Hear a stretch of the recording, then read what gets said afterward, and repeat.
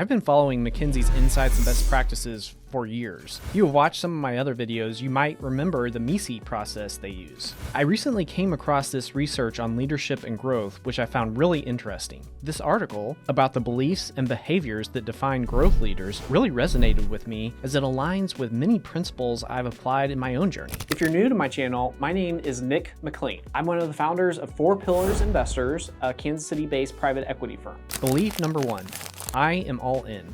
For me, growth isn't just a goal, it's the core of everything I do. I echo the sentiment of a global consumer goods company president who said, growth is priority number 1, 2, and 3.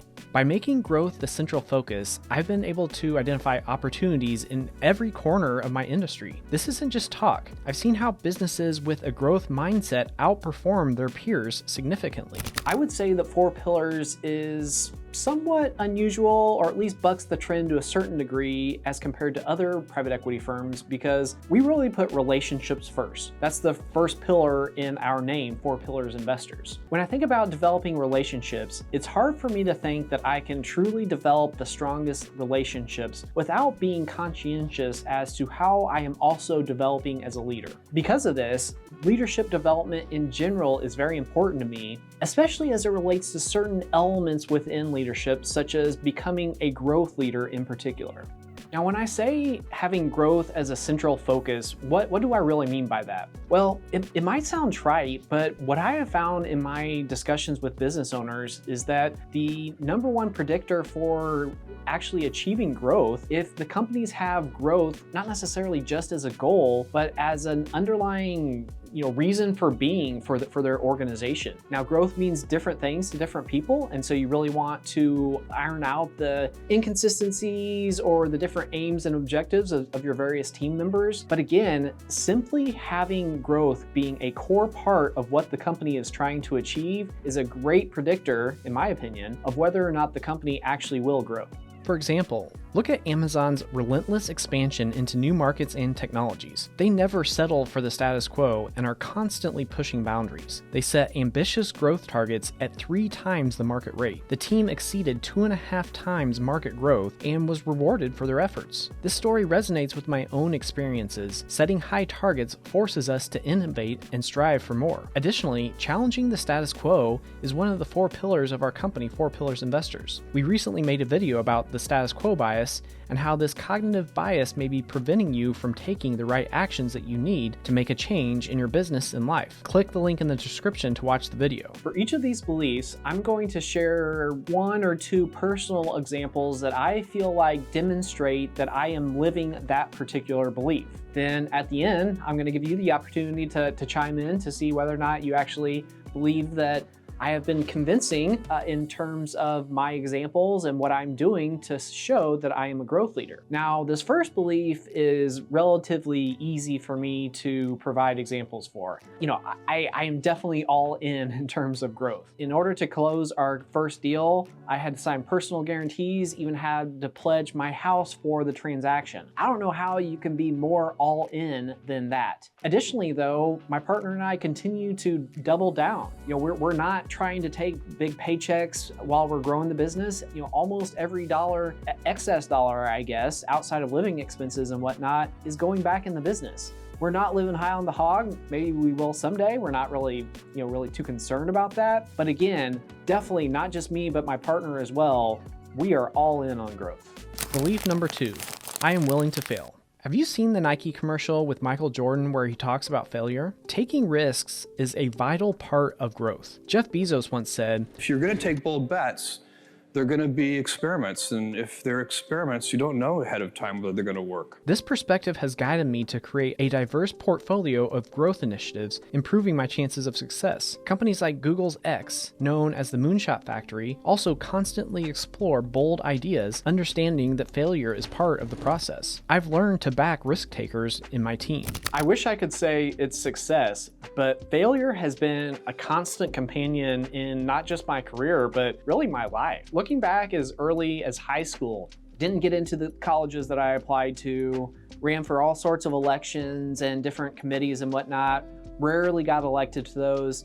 Much of that pattern continued in college, ran for certain elections, failed, tried to get jobs after college, didn't get those jobs. Again, just a lot of failure, and it's really made me quite resilient. In my job now, I hear no all the time. I mean, seriously, from working with investors that maybe don't want to invest in a particular deal, talking to business owners that decide they want to sell to somebody else or they don't want to sell at all. I wish I heard the word yes maybe a little bit more, 2 or 3 times a day instead of hearing no about 1,000 times a day, it feels like sometimes. But in terms of embracing failure, overcoming it, not getting beat down by hearing no so much, I mean, I may not be good at a lot of things, but I have learned to overcome failure. Belief number 3, I know my customer as a person. Understanding customers is not about numbers, but about empathy. I've embraced this by engaging directly with customers, much like the executive at a manufacturing company who spent a day shadowing a client. This experience gave them invaluable insights into customer needs and fears, enabling them to tailor their offerings accordingly. Apple is a prime example of a company that excels at understanding customer desires, creating products that people didn't even know they needed. This understanding has made Apple into the company it is, despite the cutthroat competition in the tech industry. Well, we're on to belief number 3, and I would say it's another easy one. Partially because our customer base is smaller. We're not out there trying to pursue 1,000 customers at a time. But whenever we're trying to buy a company, I know my customer very well. I spend a lot of time on the phone, Zoom, probably more so in person, actually getting to know them, breaking bread with them. So partially just because of the industry that I'm in, I know the customer so well, but there is not a deal that we do where I do not know the customer very well. Belief number 4, I favor action over perfection. Reid Hoffman, LinkedIn co-founder, said, if you are not embarrassed by the first version of your product, you've launched too late. In my journey, I've learned that speed often trumps perfection. I take calculated risks and prioritize quick action based on available data. This mindset led me to make bold decisions. Mark Zuckerberg once said, move fast and break things.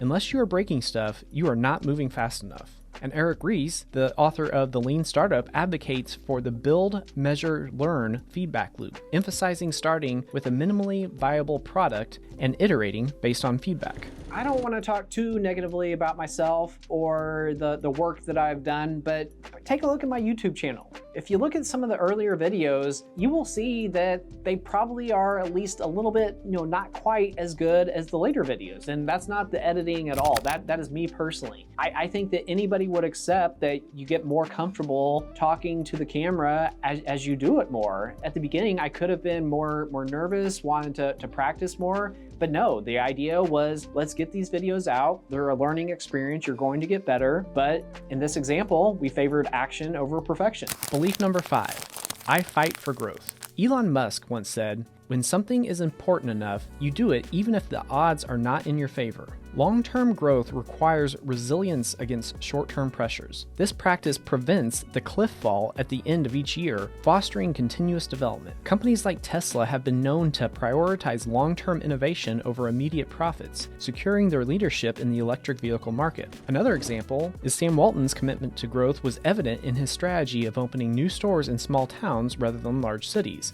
allowing Walmart to dominate the retail market by focusing on underserved areas. Getting our first 2 deals closed was a slog. The first deal in particular, it fell apart. We were on the sidelines for several months. I didn't actually think it was going to be resurrected, but it did come back. Once it came back, there were a ton of issues that we had to overcome, from negotiating points with the sellers to issues propping up with our investors and our lenders to this, to that.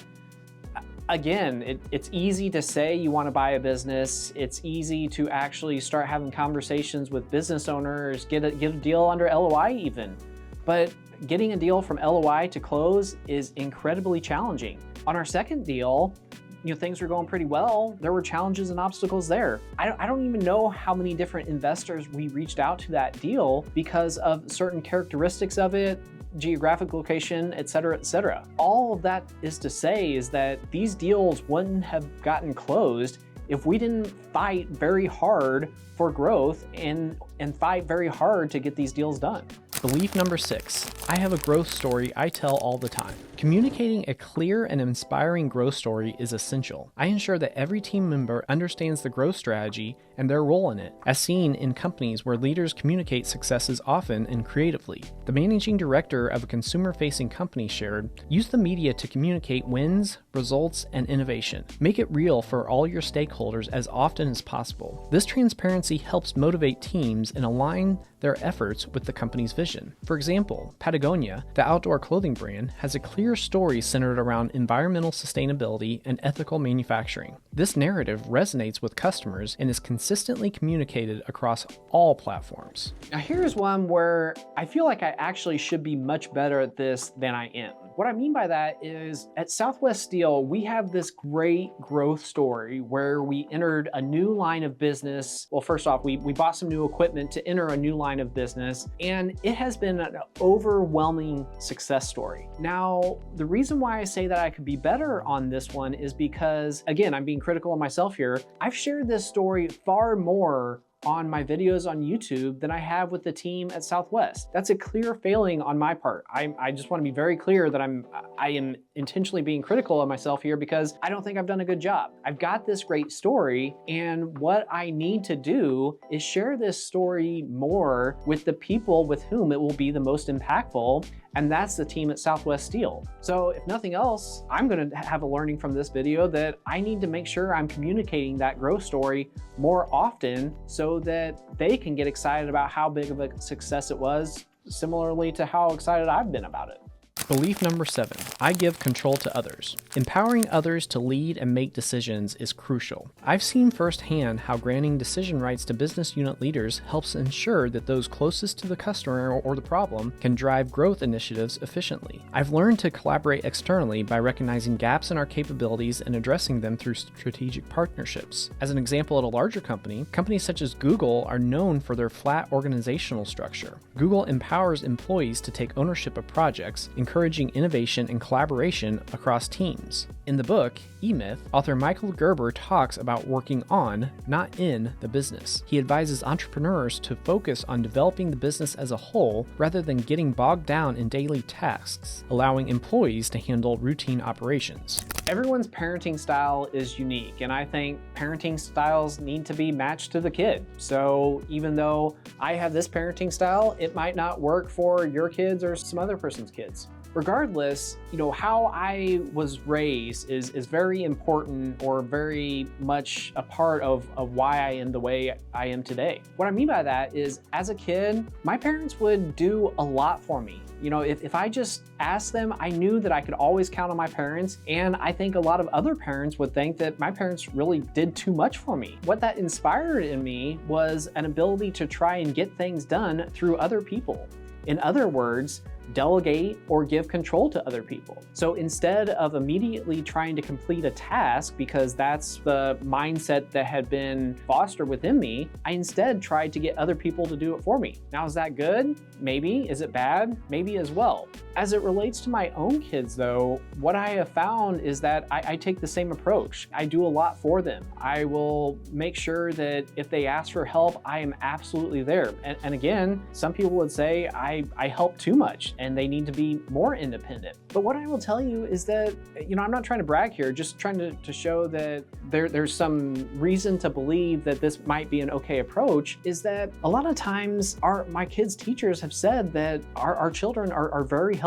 And what I think is going on here is that what they see their parents doing, they start doing themselves. And so instead of by doing stuff for them, they only want other people to do stuff for them, they realize that they should also do stuff for other people. As it relates to how I run our business, I'm the first at trying to remove obstacles so that the folks on our team don't feel like they're hitting their heads against the wall or anything along those lines. So I definitely want to remove obstacles, but I am absolutely one to give people as much rope as they need, and they're either going to succeed with all the autonomy that I've given them, or we're going to figure out that it's not a right fit. So I hope you liked the video. Based off my examples, do you think I would qualify as a growth leader? I'd like to flip the question. Based off those 7 tenets, do you think you qualify as a growth leader? I would love to hear your comments in the section below. Let me know. Additionally, if you're a business owner that'd like to have a conversation with me about how to grow your business, I have a Calendly link in the comment section below. Would love to have a conversation. Please reach out. And if a phone call isn't your thing, be sure to check out my ebook. It's available at Amazon.com, How to Sell Your Business to Private Equity. There's a link below.